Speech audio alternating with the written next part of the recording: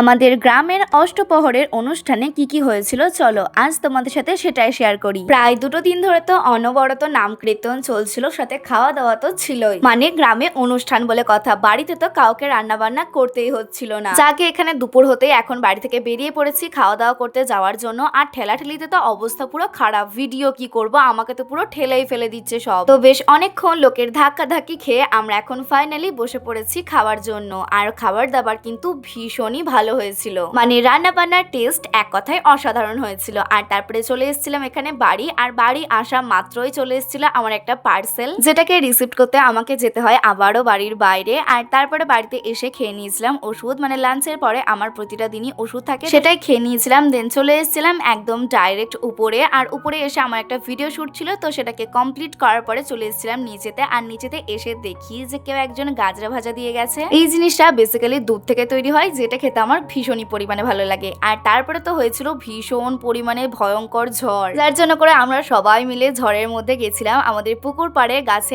আম কুড়াতে। আর এই যে দেখো কতগুলো আম পেয়েছি, তবে বেশিরভাগ আমি কিন্তু ফেটে গেছে। জলদি জলদি এই আমগুলোর কিছু একটা বানিয়ে ফেলতে হবে। এই আমগুলো না অনেকটা দূর থেকে যেহেতু গাছ থেকে পড়েছে, তো তাই সব ফেটে গেছে। জাগে ওই কটা আম কুড়াতে গিয়ে তো আমি হয়ে গেছি এখন ভিজে কাকতাড়ুয়া, তাই ঝটপট করে একটুখানি ফ্রেশ হয়ে নিলাম। দেন বসে গেছি এখন ডিনার করতে। দুপুর বেলাতে যেখানে আমরা খেতে গিয়েছিলাম সেখান থেকে এখানে বাপি অনেকগুলো জিনিস নিয়ে এসছে, কারণ প্রচুর রান্না বান্না হয়েছিল আর অনেক কিছু বেঁচে গেছে। বিকেল থেকেই যেহেতু একটু মেঘলা মেঘলা ওয়েদার ছিল, তাই লোকজন তেমন একটা আসতেও পারেনি। তো চলো আজকের মতো টাটা।